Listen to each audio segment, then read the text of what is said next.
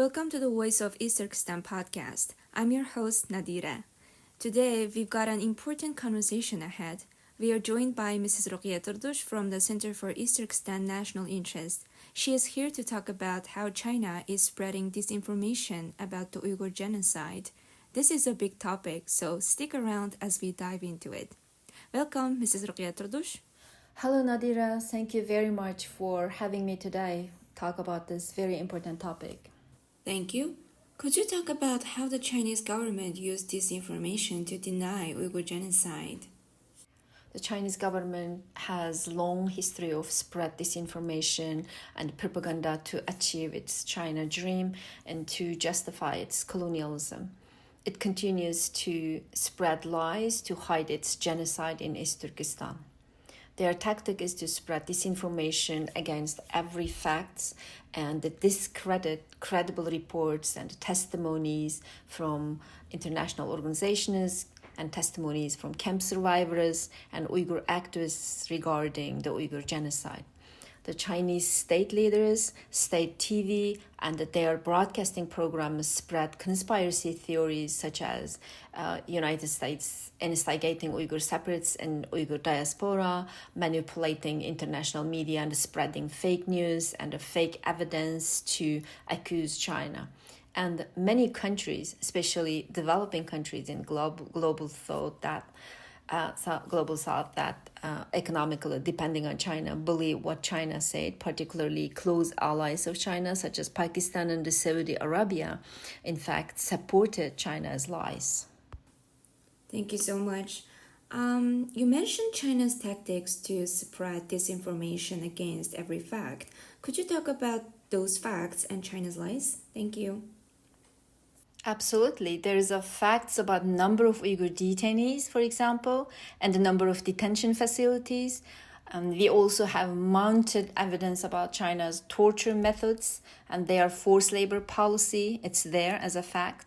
Policy of forcibly removing children and the policy about sterilization, also the fact there.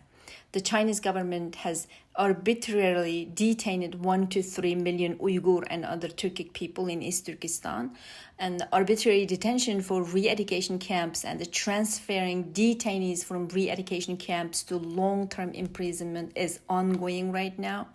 Even some of these detainees have been released from the re-education camp since 2019.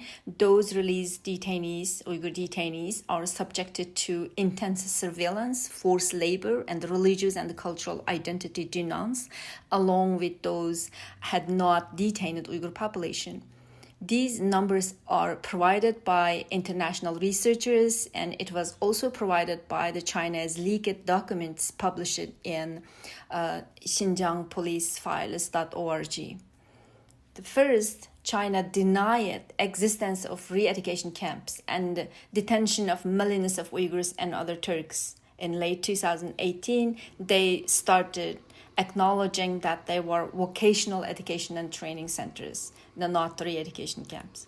In late 2019, the Chinese government said detained in the re-education camps has graduated.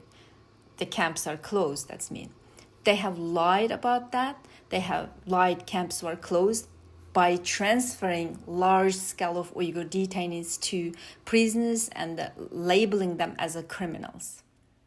The Chinese government distributed in PRC-based platform videos of Uyghurs seeming to deny torture and abuse in the camps and claiming they were dancing and studying. So this is not true. It's not consistent with the fact. There are also videos posted random Uyghur prisoners that confessing their crime and admitting that how he become terrorists. These videos later posted on YouTube, but those people who confessed was in the prison. We don't know how he was forced to confess or freely confess. We don't know. There's no credibility since he's not in the free world and in the prison. Another example I can give that Australian Strategic Policy Institute identified more than 385 suspected detention facilities using satellite images in 2020. The Chinese government denied ththese prison-style camps, detention facilities, and they depicted that those are vocational training facilities, and these are schools that teach Chinese language and Chinese laws to cure people who infected with Islamic religion. This was said by many of the Chinese ambassadors and Chinese spokespersons. Ambassador Zhou Pingzhen also talked about that in 2019, and he's the former ambassador of the Nigeria. We can also look at the facts about the forced labor. The PRC subjects Uyghurs to forced labor become large scale since 2014. Between 2016 and 2020, they coercively transferred 2.87 million Uyghur workers per year to inland China.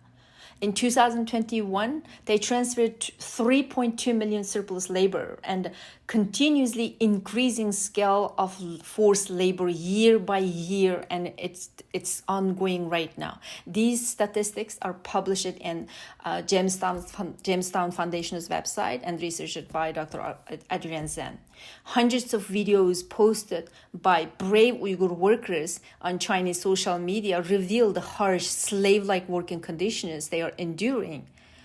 And most of these videos featured by young Uyghur women who have been separated from their babies and the toddlers, sent to Chinese cities and confined to many factories where they work for little or no pay. I personally, using my very limited channels, gathered information and spoke with few women in Chinese manufactories working as a slave. The United Nations Special Rapporteur on Contemporary Forms of Slavery, Tomoya Obokata, also based on independent assessment of available information, concluded in a report that forced labor has taken place in Xinjiang. And she said forced labor exists in there.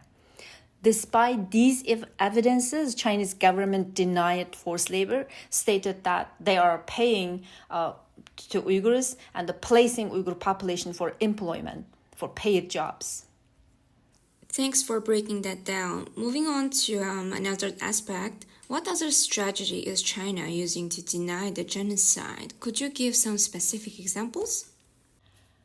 They have been used and continuously using state-run media propagandas and social media and fabricating fake videos and forcing people to give false confession, using paid trolls in social media.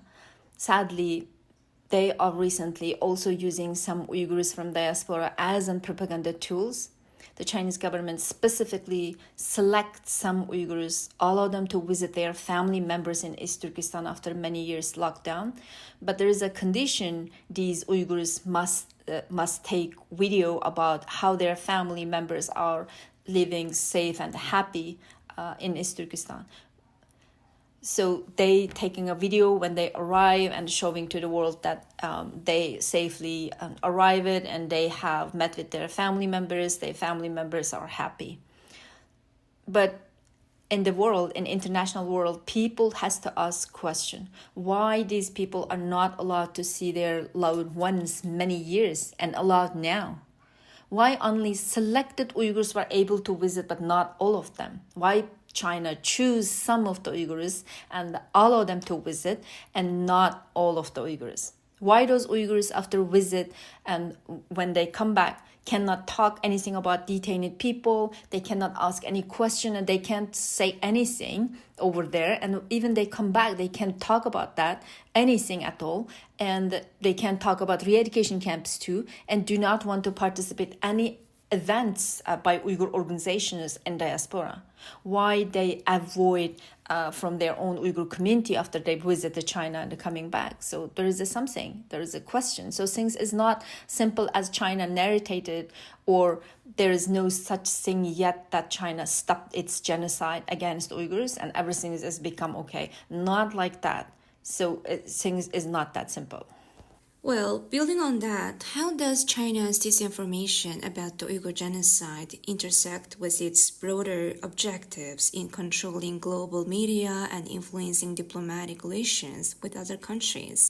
Because China not allowed to third-party independent investigation, even they invite to some journalists there they have those journals, and the investigators only has to visit the designated places already prepared by the Chinese government. So it's not easy to do fact check and find out what's happening over there. So disinformation campaigns of China can be spreaded widely when they distribute information, when it's not easy to fact check, and not everybody is thinking critically, and many people may believe China's disinformation. Those kind of disinformation campaigns of China serve to weaken international consensus on human rights issues, and by creating confusion and skepticism about the credibility of evidence.